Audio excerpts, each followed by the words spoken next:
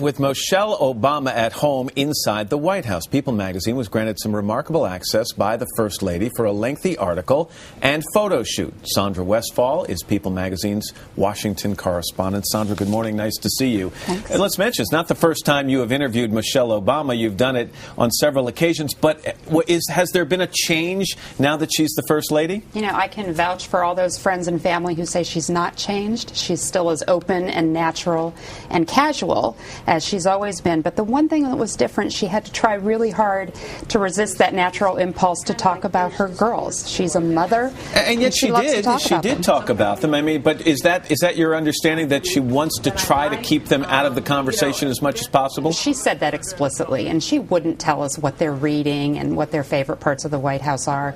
But she did share a lot about their routines, what they talk about at the dinner table. They go around and do roses and thorns of the day, and everybody shares their favorite part and their least favorite part of the day. And Malia said to her father at one point, "Daddy, it sounds like you have an awfully thorny job."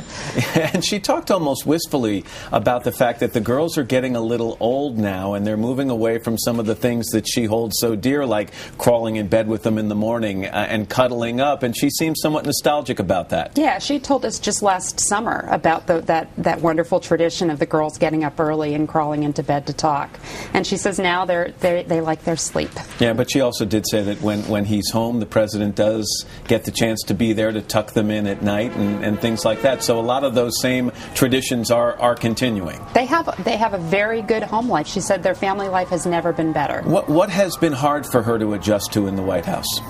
You know, she talked about a little bit about how the staff likes to do almost too much for them. You know, that there are volunteers who come every day to push the elevator buttons. And so she's had to tell the staff, you know, I respect your service, your professionals, but, you know, I don't need you doing too much and making life too easy for my family. Her husband is dealing with an economic crisis that is monumental. Did she talk any at all about the pressures of the job and her fears for how it might impact him?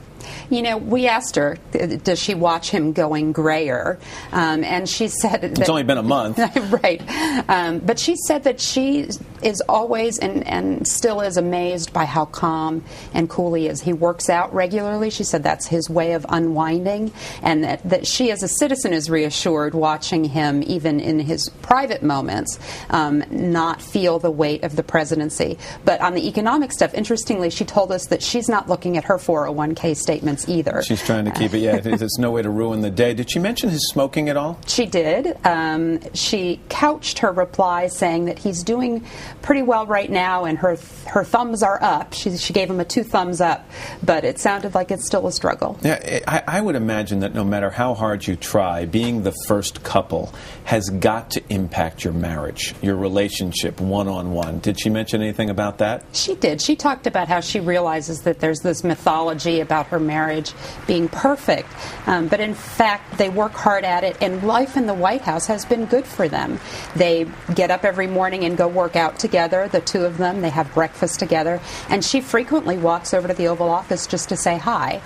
She has a BlackBerry of her own. I asked her if she BlackBerries him throughout the day. She has 2 BlackBerries, you said. One for work and one for personal. And so do they BlackBerry each other during the day? She said no, she'll just walk over there, and I'm told by West Wing advisors she's frequently over there just to say hi. And how does she feel about her status as fashion icon? Was it more than she bargained for? You know, she's very sort of nonchalant about that. If anything, she sees it as an opportunity to sort of project an image for young black women that they're not used to seeing in someone who's not, as she put it, a movie star, an athlete, or a media mogul. So she's seeing the silver lining and all that, and she likes clothes. She likes to look pretty. No, it seems like you had a good relationship with her, and the interview is in this week's People magazine. It was a lot of fun. Sandra Westfall. Sandra, thanks very much. Good to have you here.